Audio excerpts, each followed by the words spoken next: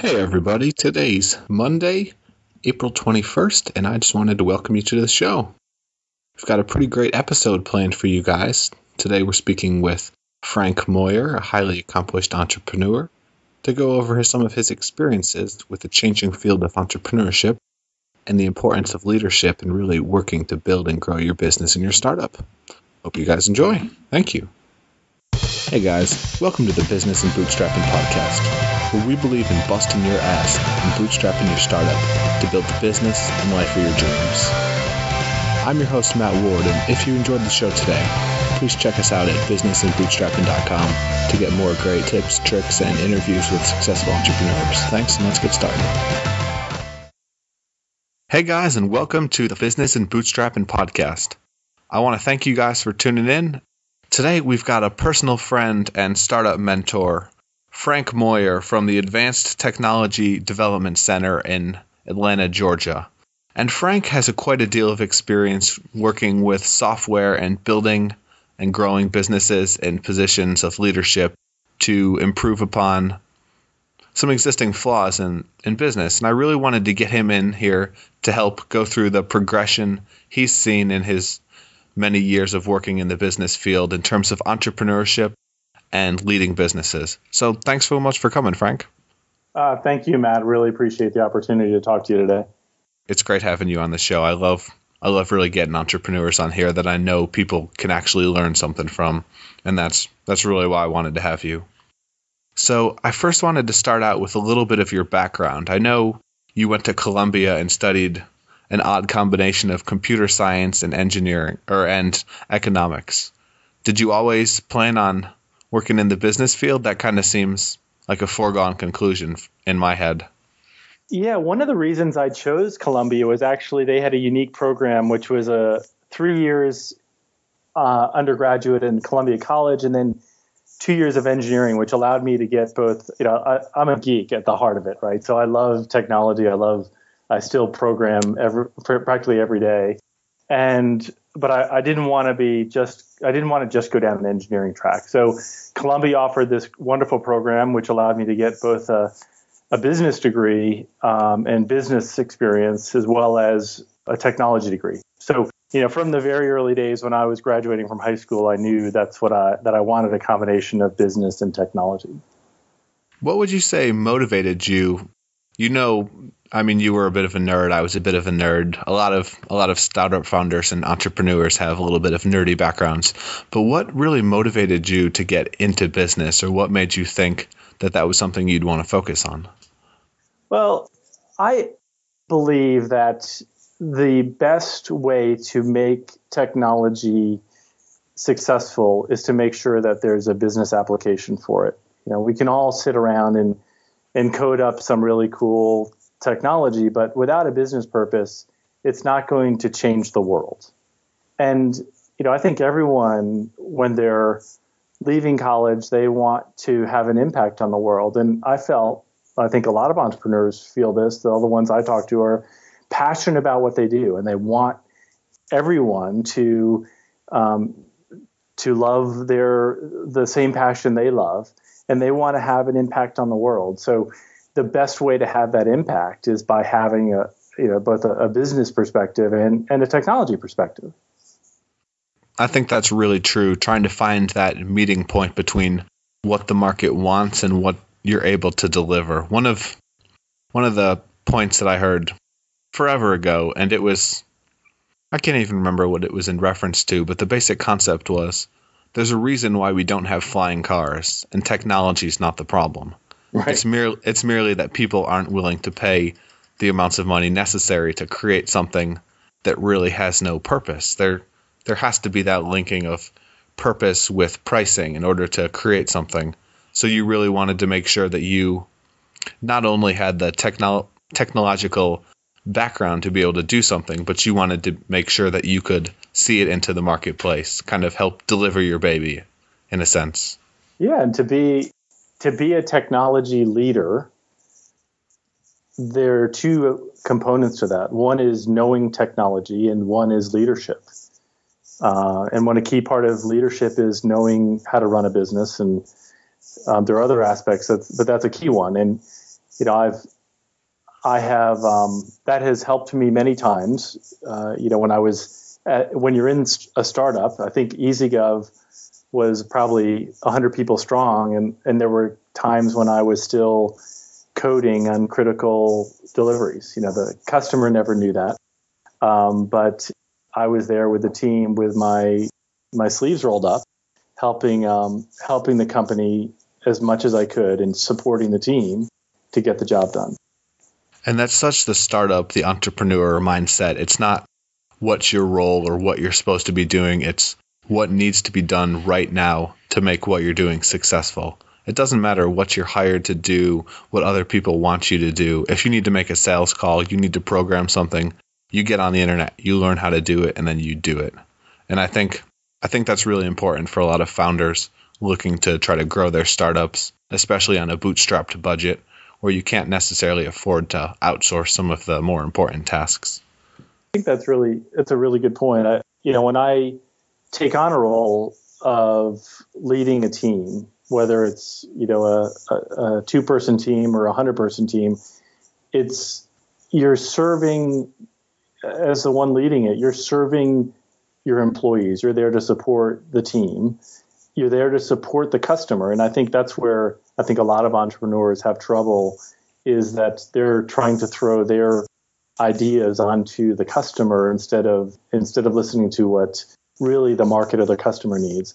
And then, in a lot of cases, the entrepreneurs have investors, and they're serving their investors as well.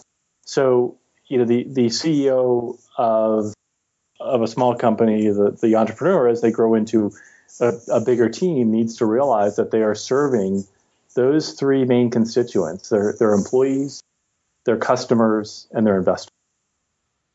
And that's one of the beautiful things if you're able to really grow a large bootstrapped business like MailChimp or some other pretty historic examples, is you can cut the entire investors part of the equation out of there to really make sure that you're focusing on your employees and your customers, i.e. building a better company.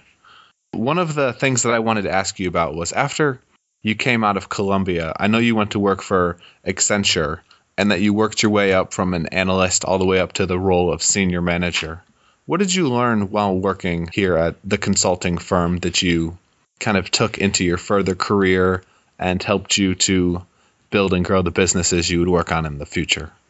Yeah, I had the opportunity a few months ago to listen to one of the leaders of the Kauffman, or the previous CEO of the Kauffman Foundation, and his name is Carl Schramm, and he talked about people leaving college don't try to build. He advised against building a startup straight away, and he said, go out and do consulting work, learn about business, get some firsthand experience, and that's really the fortune I had of going out and working with a variety of different companies as a consultant. I had some of the smartest people I've ever worked with as my peers.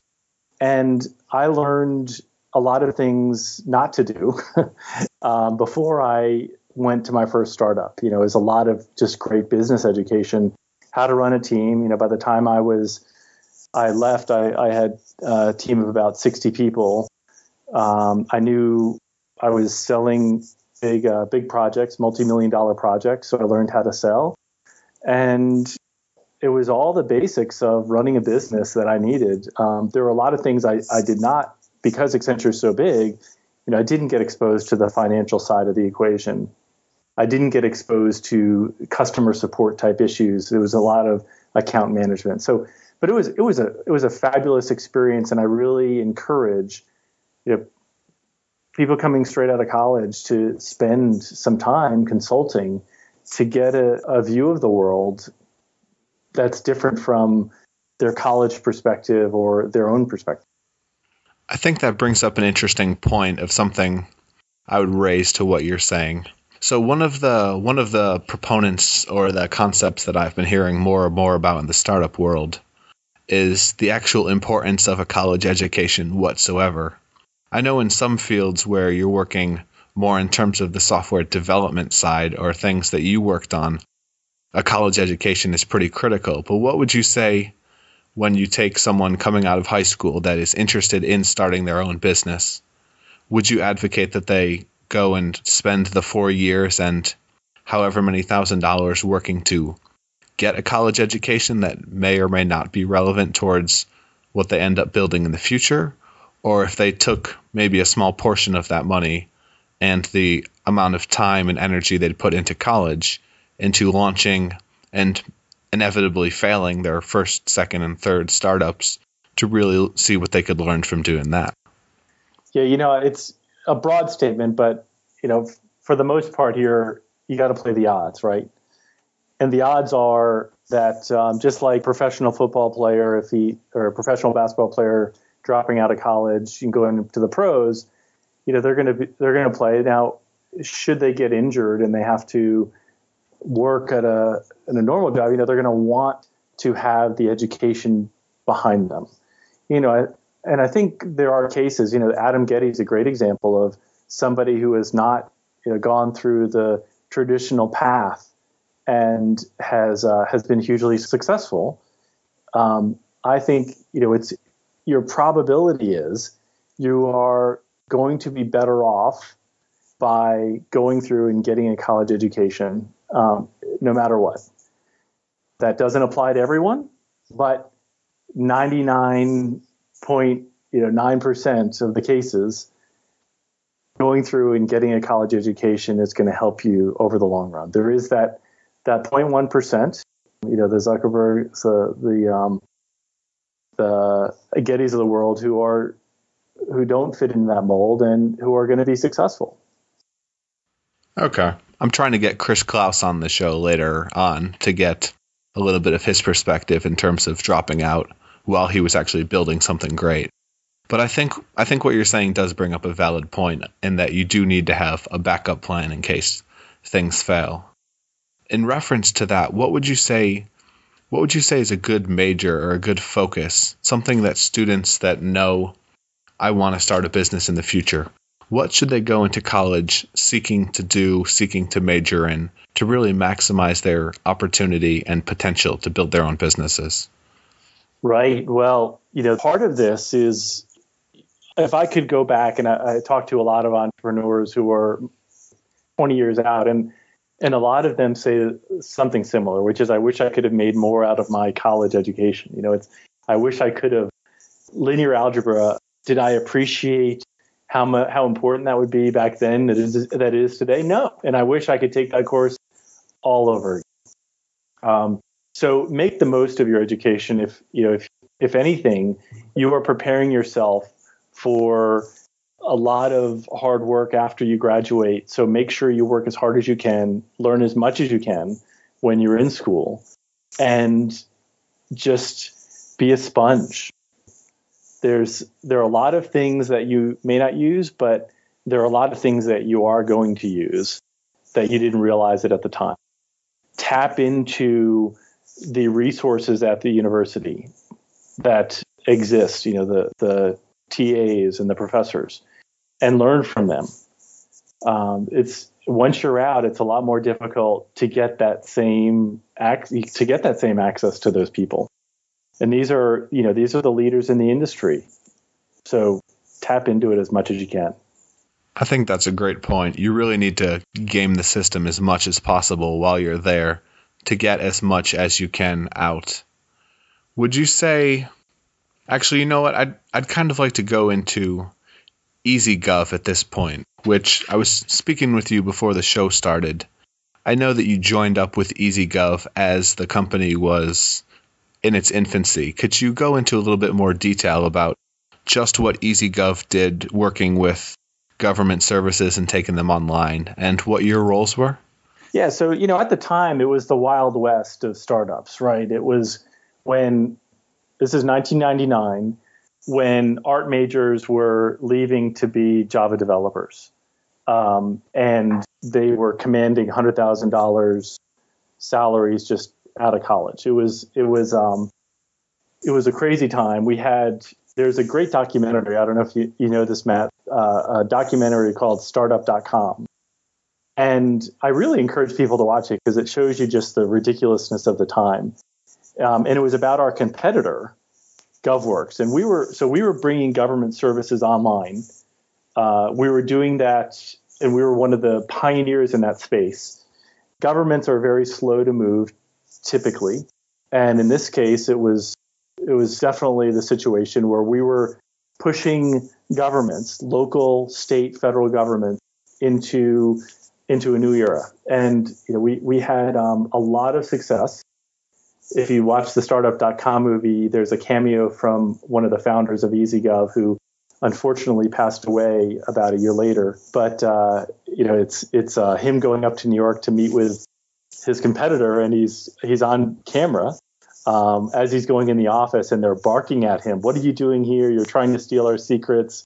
So time was a crazy time. We had a lot of success. We had some of the best developers. The company was founded with 9 developers, and we were able to deliver what our competition was taking millions of dollars to deliver in tens of thousands of dollars, and that made all the difference. So, by 2001, essentially 2 years after the company was founded, we had signed a contract, like a $12 million contract.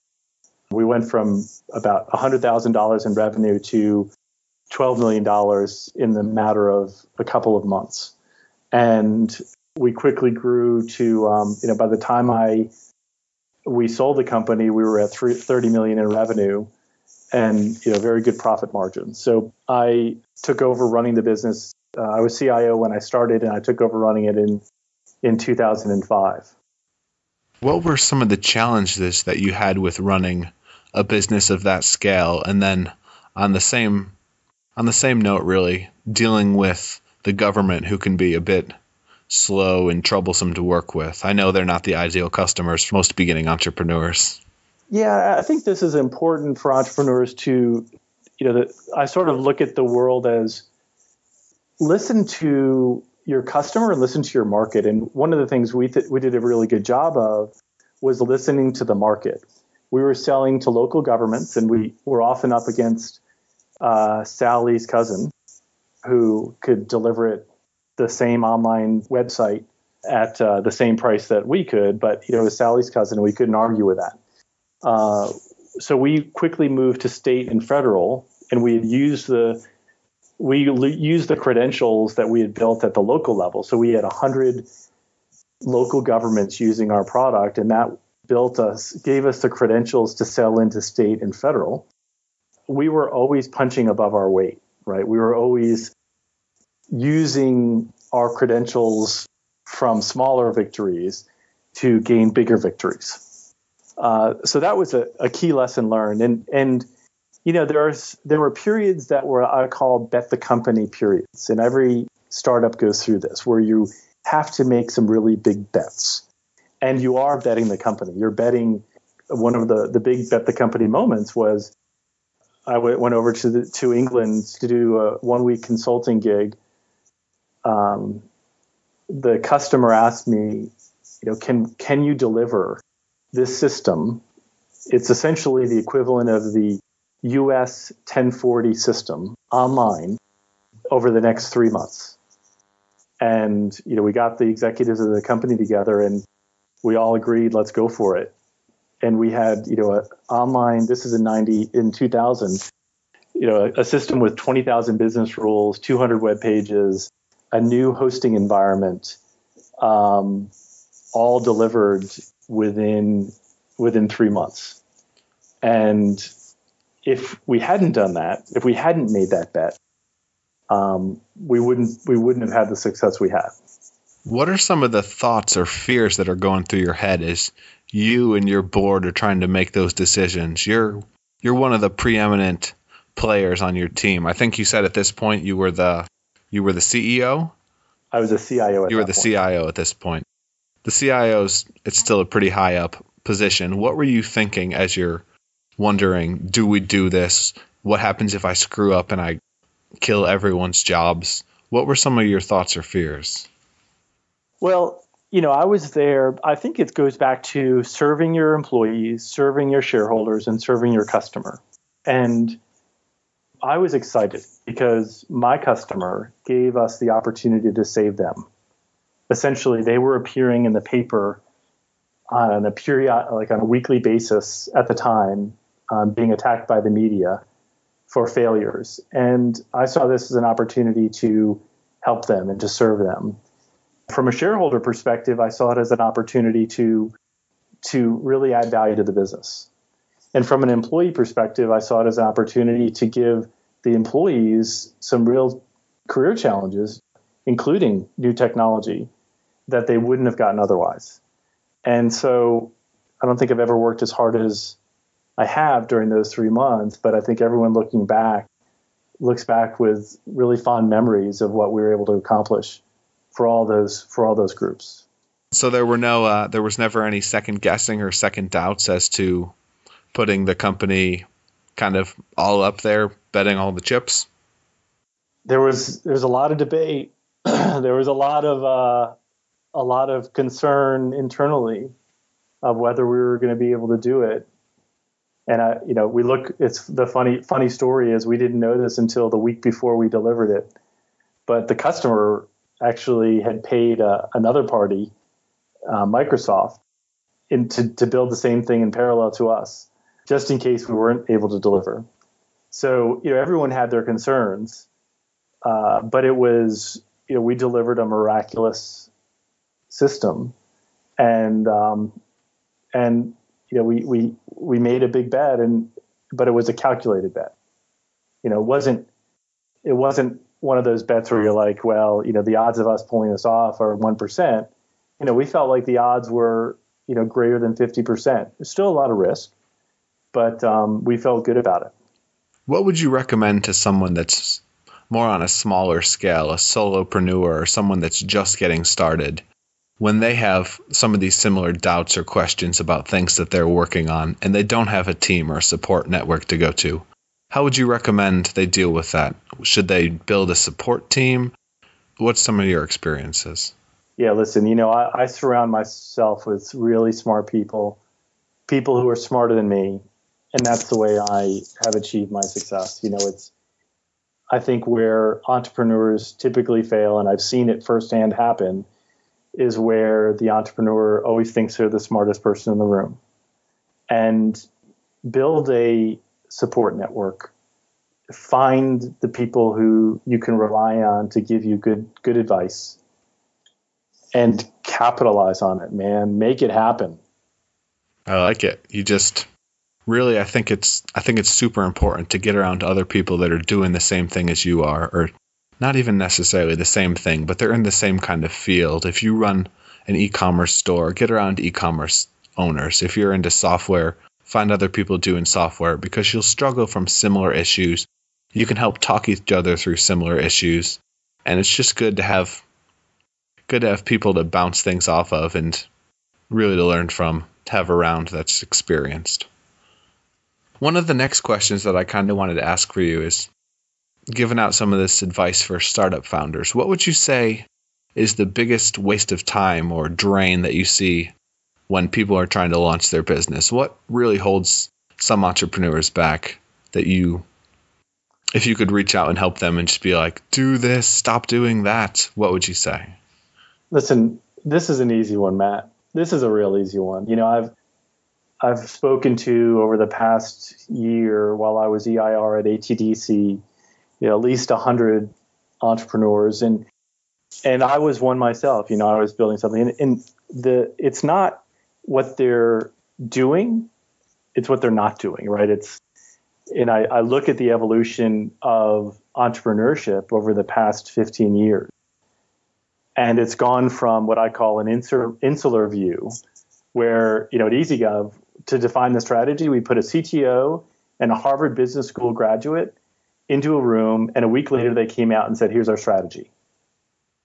There was, they didn't talk to anyone. It was very insular in what they came up with. And, then it moved on. You get this migration towards a customer view and talking to customers, which is tremendously helpful, but then you're still relying on your customer's eye for things.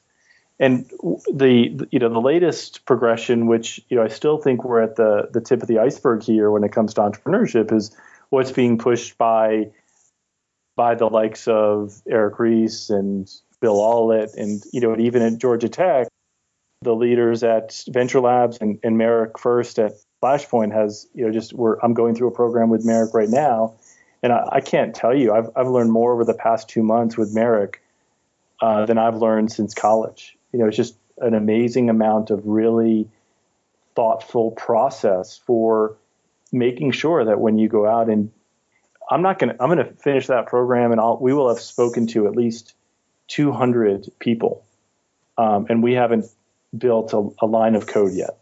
And I think that's, it's easy to go build code. It's easy to do, and it's something that people really want to do. So make sure you understand what you're going to go build, challenge it, break it, really, really break it to the point where before you go write a line of code, you know that you are going to build something that people absolutely need. I totally agree with what you're saying. I've struggled from similar things myself, where you come up with this brilliant idea that everyone needs and everyone's going to want, and you just start to build it, and then it falls flat. I do think, though, that with the so-called lean startup methodology, it could lead to restraints on people that are unintended, especially for people that are perfectionists. Generally, when you think about a perfectionist, it would be in terms of someone coding a platform or creating something and not pushing that out to the masses because they're afraid that it's not ready to function. But on the same boat, if you look at over customer discovery, so if you keep talking to customers and you get so afraid of building something that you kind of get stuck in limbo, how would you recommend that people that are looking to get started, what's kind of a good mix between talking to customers and then how do you know once you're ready to actually build something? What do you do? That's a great question. I think it's a great question, and I had the fortune of listening to David Cummings speak twice, and David comes at it from a slightly different perspective than a Flashpoint or Merrick would come at it. Merrick is a proponent of doing hundreds of interviews or exchanges before building anything, and continuing to do that even while you're building your business. I think it's Bill Aulet says it. An entrepreneur is an attacker. And an employee at a big company is a defender. And if big companies continue to operate like defenders instead of like attackers, then they're going to be defeated. And so even as you grow as a company, it's important to keep that continual process of trying to break what you currently have.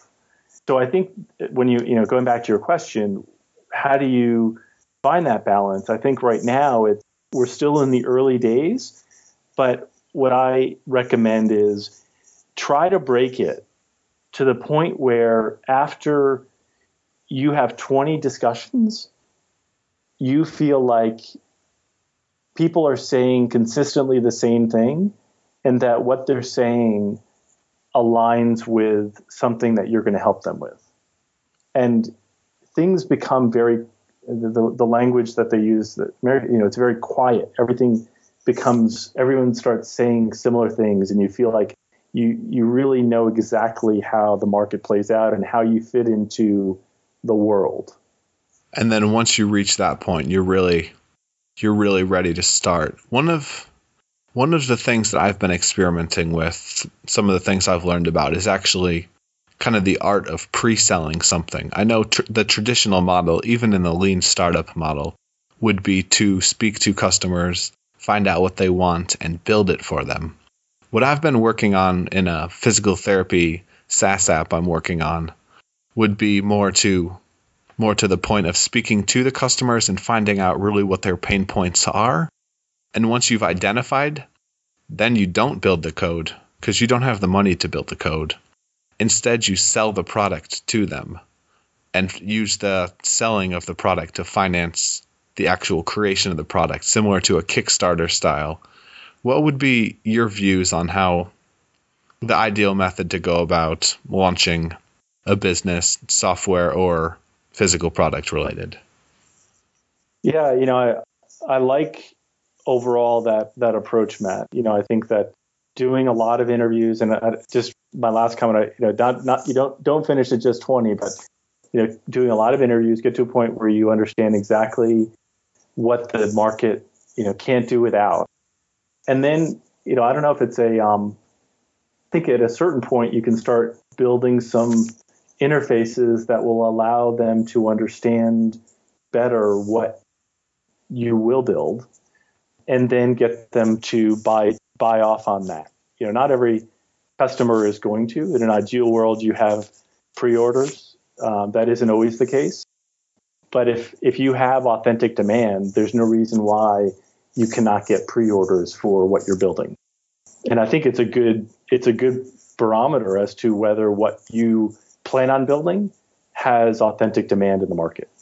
Because you never really know until someone pays you or gives you their credit card information if they're really, really valid in the saying, oh, yeah, I'd buy that. Or here's $20. Yeah, I'm actually buying that.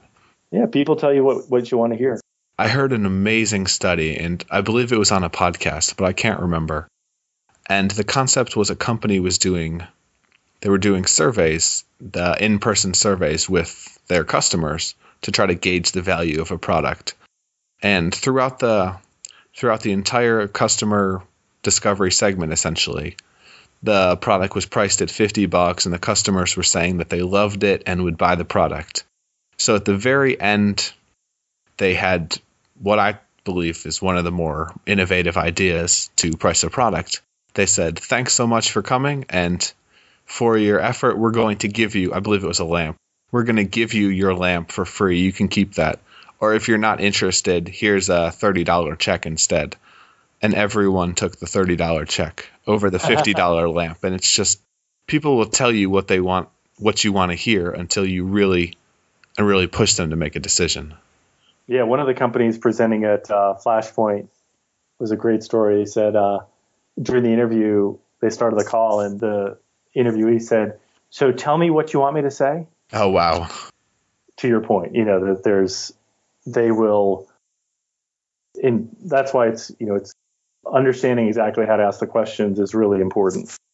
Yeah, you can't try to get advice from your parents or your family or anyone that wants you to succeed, because they're going to tell you what you want to hear. Whereas, I don't know, if you watch Shark Tank or similar concepts, you want to hear that asshole like Kevin O'Leary to basically tell you exactly what's wrong with your problems, exactly where you've messed up, so that you can go and work like hell to change some of your problems.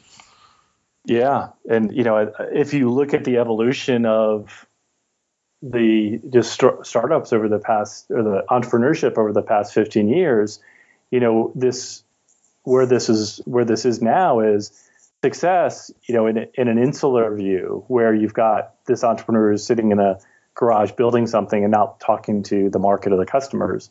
There's a heavy reliance on technical skills and low reliance on what the market wants. And then if you look at, the customer view and talking to a handful of customers, your reliance is heavily on the customer to have that need. And, there are concerns around scalability of that model, because, a lot of that ends up, I was at Accenture, and Accenture did that, right? They built this product called Method One, which was a tool for their customers to use. And it was a tool, and tools are tough to sell. So you end up in the customer view, if you don't watch out, you end up building, things that are more difficult to scale. But really, when you start to do this market view, where you're talking to hundreds of people in the market who are potential users of whatever you're going to build, the reliance then becomes on the entrepreneur, the ability to listen, the ability to understand technically what's possible.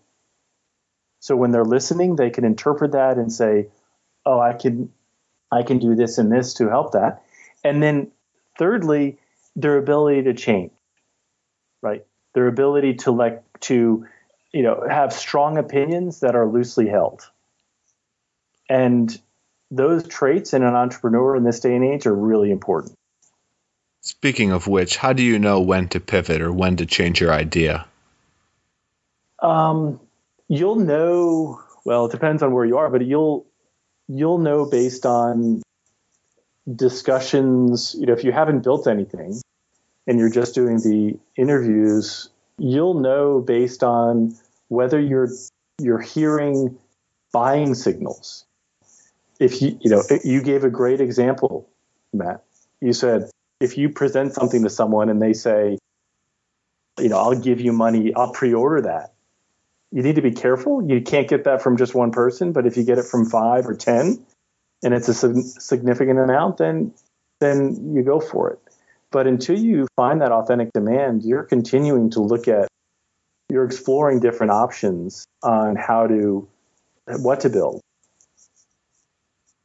So it's really just working to take feedback that you find in all the areas around you, in all areas of life, and apply what people are saying to change your product.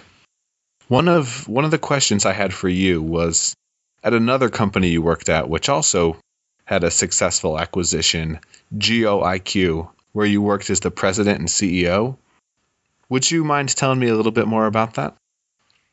Yeah, so I was brought in after EasyGov was acquired. I hired my successor and transitioned to the buyer, spent a little bit of time with my family, and then was looking throughout the East Coast and found a really exciting company that was about 5 years old. It was still in startup mode. It was less than $1 million in revenue. And as you can find on the In-Q-Tel, so In-Q-Tel is an organization that invests in innovative technology solutions to support the missions of the CIA and the broader U.S. intelligence community. And so, as you can see on the In-Q-Tel website, In-Q-Tel is an investor in GeoIQ, or was an investor in GeoIQ. So, the combination of the technology and a customer that I was familiar with was interesting to me, and they had had two previous executives that hadn't been able to turn around, and I saw this as a great opportunity for me to turn it around and find a good growth exit for the business. So this is when you decided to join the CIA and become a double agent, I'm assuming? So with taking over the company, how did you manage to increase the revenue? From what I'm seeing, you managed to triple the revenue and really grow the company and grow the team. Yeah, it was a coming in and creating a culture and I think that's really important point is the first hire you do in a company defines the culture. And once that culture is defined, it's really difficult to change. So it may seem like not a priority for entrepreneurs, but really knowing what the core values of the business you want to create, because that's going to be communicated directly or indirectly to your investors, to your employees, and to your customers. So really finding the right core values that you want to create a business of, right? This is your business. Make it something that you feel happy about. I think that's really important and something that a lot of beginning entrepreneurs and people that are starting to build out their teams, outsource, hire virtual assistants, don't really consider. How do you really keep a handle on your company culture, and really what would you advise to startup founders in terms of traits to look for or things to work on in terms of building really the best team possible? Yeah, and the co-founder of my current business and I sat down the week before we founded the company, and we laid out our core values. And that's something that that's going to be the driving force behind our decisions on who to hire, what to build, how we communicate with the market, how we work with investors. And so I would make that investment early on in your business. And then I would laminate it. I'd post it up on the wall. And when new employees come in, make sure they understand that. Make sure that they live it and they feel it. And I think EasyGov had one of the greatest cultures. The two founders, the entire founding team were tremendous, and it was a lot of fun. And I would love to recreate that culture. I think that is huge, really, to get your entire team motivated, driven towards a single mission or goal of achieving success. With your current startup, I didn't actually find any information about that. What are you guys currently working on, or when was this formed? Could we get some little details? Yeah, so we founded the company in January. We started Flashpoint. Back to the advisor side. I've been through two startups. I still, I think the world of Merrick first and his ability to challenge me at every possible decision I make, and respect his challenges every day. So, my co-founder and I decided to put the company through Flashpoint, and we are about halfway through. We don't have a product. We are learning a lot and really enjoying all the learning that's occurring. Hopefully we'll have an idea if we are going to build something. We haven't decided if we're going to build something or if it is what we're going to build. But Flashpoint ends in early June. And hopefully by then we'll have a better understanding of if there is something that we can build that would help the market. And for those of our audience who aren't familiar, Flashpoint is an accelerator program similar to Y Combinator or Techstars that's located in Atlanta and loosely affiliated with Georgia Tech. So with that, I kind of wanted to get, as a final kind of overview, a little bit more about your experience working at ATDC and how you've managed to help some of the entrepreneurs there, maybe a story or two, and also why you felt compelled to really give your time and experience to help others, including myself on this podcast. Yeah, sure. What motivates you? Yeah, well, for me, there were two reasons mainly. One was for myself. My last EasyGov for the last 5 years, from 2005 to 2010, was in London. I still maintained a residence in Atlanta, so I was flying between Atlanta and London. And then GeoIQ was up in Washington, D.C., so I was commuting from Atlanta to D.C. And so while I was still involved with startups, those startups were not in Atlanta. And for me, it was a great way to get reacquainted with the Atlanta startup community. And then for the community, it was an opportunity for me to pay it forward and to help people who had been in a similar situation that I had been in 10 years beforehand, helping them work through the challenges that I experienced and learn from them. For me, even though I was helping them, a lot of people, I learned a lot from the entrepreneurs who I was advising. And I had a lot of fun. It was I worked with, the likes of Blake Patton and Mike Hirsch and Dan Prairie and Tom Bates. And we just had a lot of great laughs. It was really coming off of a really tough 2 years to turn around GeoIQ and sell it. It was a great, great experience for me. As far as some stories, I think I'm really proud of the success that SalesLoft has had. Kyle and I started working together, and Kyle Porter, who's the CEO. Yeah, Kyle's a great guy. Yeah, so I started working with Kyle in February about a year ago, and a little over a year ago. And, he was just hiring his technical team. They were just starting to build a product. And right now he's got hundreds of customers.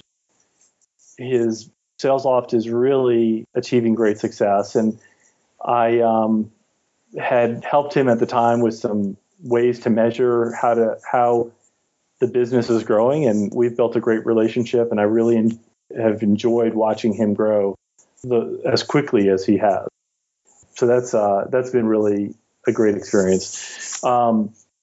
And for every company I worked with, I just had a great set of companies and CEOs that I've I've enjoyed working with. And Dan Roy at Message Gears has been a wonderful leader. He had bootstrapped his business to a very large company. They just graduated from ATDC last year, and they are now they're doing really well. They just took on their first investment, and really happy to see these companies that are a success. The joke at the time was about 2 months after I joined, you've got two of my companies that together raised $30 million. It had nothing to do with me, but it was quite funny to have these all the companies that were given to me these huge successes. It just feels great to know that you're going and trying to help people, and they're really, really learning from you and benefiting from what you're doing. That's really great. Yeah, it was a great year. As I said, I really enjoyed it.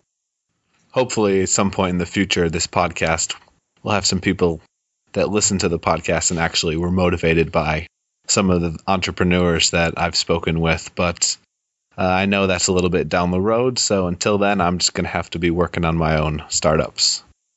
And I really want to thank you for coming on, Frank. You've been amazingly helpful. I think you've really helped kind of define what entrepreneurs and people that are getting involved in the startup community should work on when launching their first, second, and every startup they launch in terms of lean startups and working really on developing their understanding of their customer segment, who they're selling to, before even considering the product that they deal with.